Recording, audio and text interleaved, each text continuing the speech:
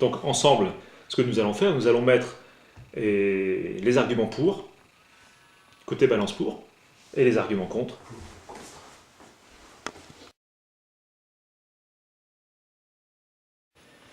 Alors le premier argument, qui effectivement est un argument d'emploi. L'entreprise Alpiq investit plus de 300 millions d'euros, donc c'est une somme très conséquente.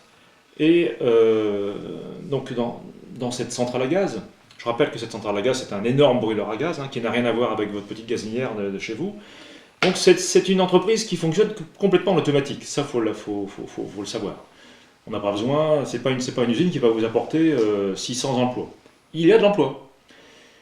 L'emploi d'Alpiq, c'est qu'Alpiq va apporter 35 emplois. Donc ça, c'est quelque chose à citer comme pour.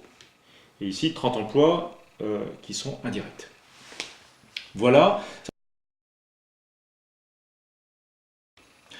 Un deuxième argument pour, effectivement, que nous avons tous entendu et qui est réel, c'est l'argent. Donc on sait très bien que la taxe professionnelle est supprimée, bon, mais globalement, ce qui est dit, c'est que les Vertes Vallées toucheraient l'ordre de grandeur par Alpiq et par an 800 000 euros. 800 000 euros, donc ça, cet argent-là, une bonne partie reviendrait donc à la commune de Monchy-au-Bois, de l'ordre de 350 000 euros, donc, et le reste serait à partager par les autres communes des Vertes Vallées. Donc, ce que nous retenons, effectivement, c'est une somme de 800 000 euros qui revient aux Vertes Vallées. Après aux Vertes Vallées, de partager ça, tout en sachant que je rappelle que la majorité de la somme revient à la commune de Monchy-au-Bois.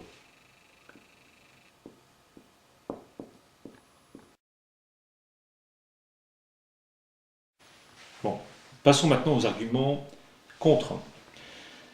Je pense que tout le monde est surpris du choix de ce type de production d'électricité avec une énergie fossile. Le gaz est une énergie fossile. Donc il n'y a pas si longtemps que ça, on entendait des gens de l'État, et qu'il fallait maintenant tout faire pour éviter de continuer d'augmenter, de consommer ce type d'énergie fossile. Donc le gaz, il faut bien avoir en tête, c'est une énergie fossile, donc qui est à durée limitée. Donc concernant le contre, effectivement, donc, nous retenons que cette centrale qui va brûler du gaz, donc, qui est une énergie fossile, à raison de 90 000 m3 par heure, donc va émettre une quantité très importante, de l'ordre de 1 million de tonnes, entre 1 million de tonnes et 1 400 000 tonnes, ce qu'on avait dit tout à l'heure, donc de gaz à effet de serre. Donc avec un impact très fort sur le climat. Donc ça ne va pas du tout dans le sens de ce qui est demandé. Le plan climat du Pays d'Artois a été lancé à travers d'une grande réunion qui s'est faite fin septembre, le 30 septembre à Arras, présidée par le maire d'Arras, avec la participation du directeur de l'ADEME, et également avec la participation d'un des éminents experts en matière du plan climat et des gaz à effet de serre, qui est Pierre Hadane. Pierre Hadane a été clair, il a dit « Nous avons 10 ans pour mener des actions pour aller dans le sens contraire de ce que nous faisons jusqu'à maintenant, c'est-à-dire commencer à réduire notre production de gaz à effet de serre. » Donc ça devient urgent. Mais il ne faut pas y aller de façon négative, il faut y aller de façon active et positive, mais il faut agir. Le maire d'Arras, qui, en introduction de cette grande réunion, de lancement du plan climat du Pays d'Artois, a dit les choses suivantes, et moi j'ai retenu ça, parce que je participais à cette réunion. Il faut une révolution des esprits, disait-il, pour protéger notre planète. Nous sommes tous responsables, et les élus encore plus que d'autres. Donc, clairement, nous le mettons en matière d'environnement et de climat dans les arguments contre. Donc, gaz à effet de serre. Ce choix-là ne va pas du tout dans le sens de l'indépendance énergétique que nous devrions chercher à obtenir. Il va tout à fait le contraire, dans le sens contraire. Attention, ça peut être dangereux. Pourquoi? Parce que stratégiquement, effectivement, si on a absolument besoin de cet approvisionnement continu et de grande importance de gaz venant d'étrangers, on peut être sous contrôle de l'étranger, d'une part. D'autre part, on n'est pas maître du prix de ce gaz-là. On peut nous imposer n'importe quel prix. Et c'est ce qui peut se passer, réellement. nous mettons comme argument contre, évidemment, cette notion de dépendance énergétique.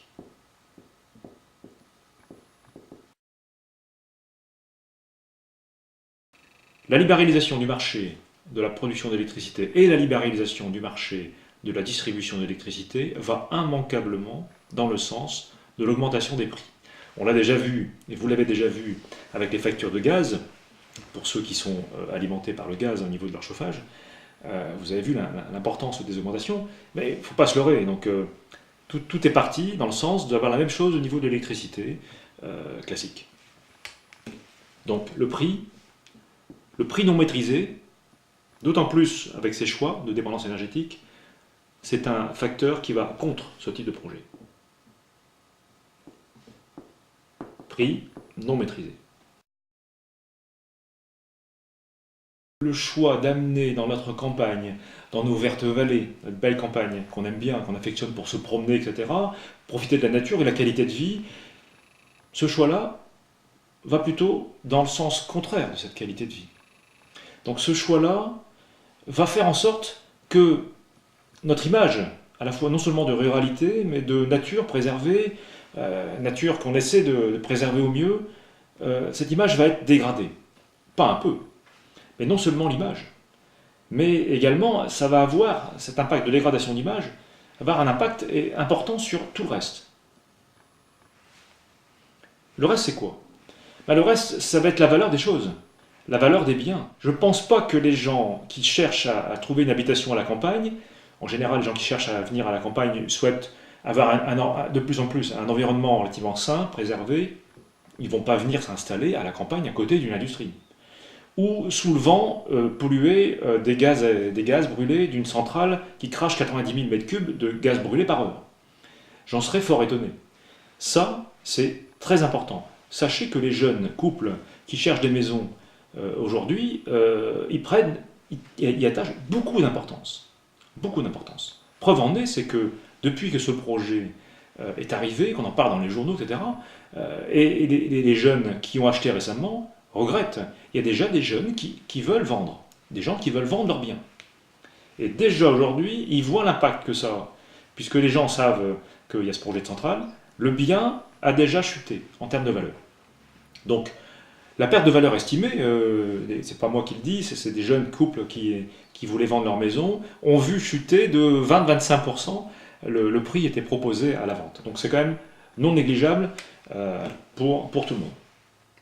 Donc, contre, c'est la perte d'image, mais également la perte des valeurs des biens.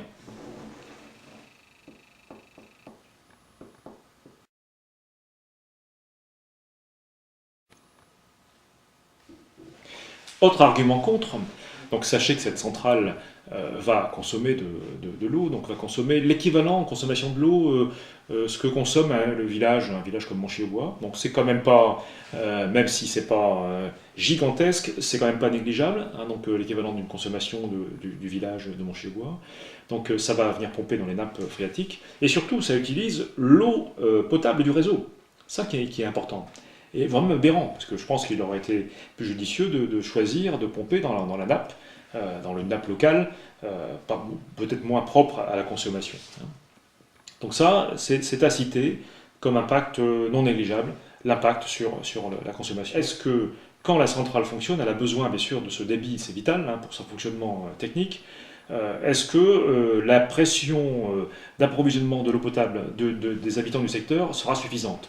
Je pense que les habitants eux-mêmes ont posé la question, et il y a vraiment un grand doute sur le sujet. Donc ça, c'est pas du tout à négliger.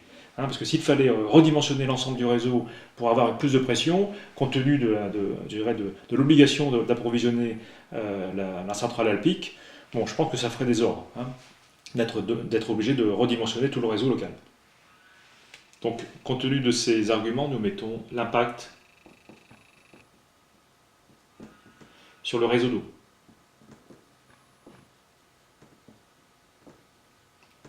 Plus la nappe phréatique. Un autre argument contre, c'est l'emprise de cette centrale. Cette centrale va grignoter 23 hectares de terres agricoles, donc c'est un élément qui va dans le sens du contre.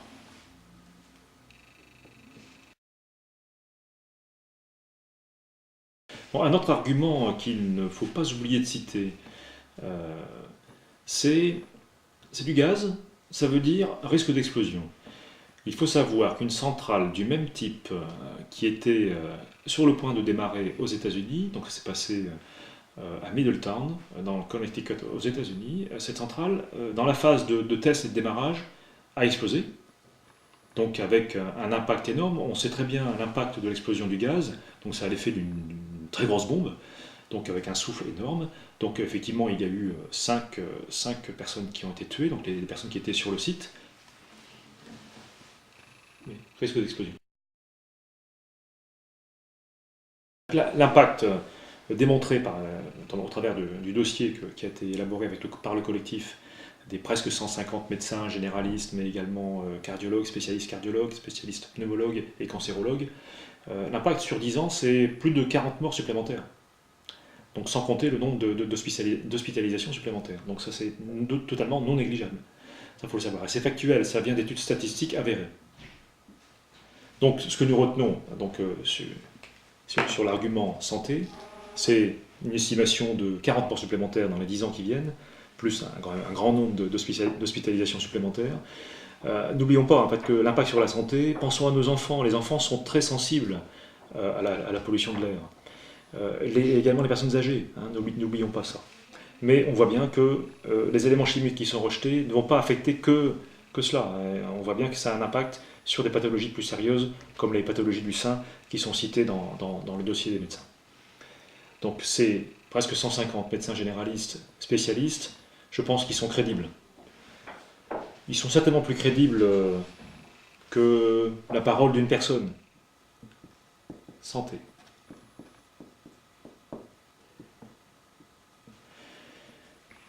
Quand on regarde le global de cette balance-là, je pense que ça fait poser les questions.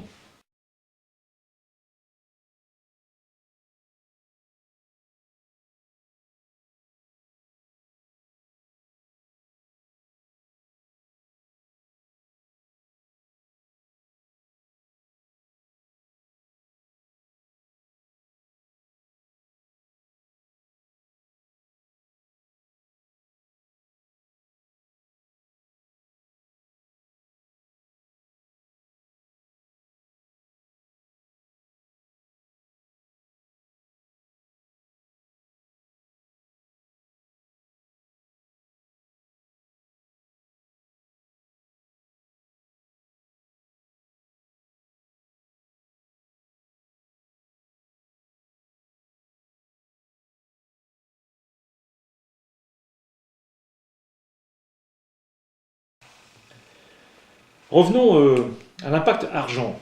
C'est ce qui intéresse beaucoup de monde. Et on a l'impression que finalement, ce qui est malheureusement en train de se faire, ce passage en force, serait uniquement pour la vision et pour l'intérêt de l'argent. Réellement, tout le monde l'a en tête, hein, et tout le monde le comprend comme ça. C'est malheureux, mais c'est comme ça. Mais dites-vous bien qu'aujourd'hui, c'est 800 000 euros pour les Vertes Vallées. Sachez que la loi est passée qui va revoir et remanier complètement l'organisation territoriale.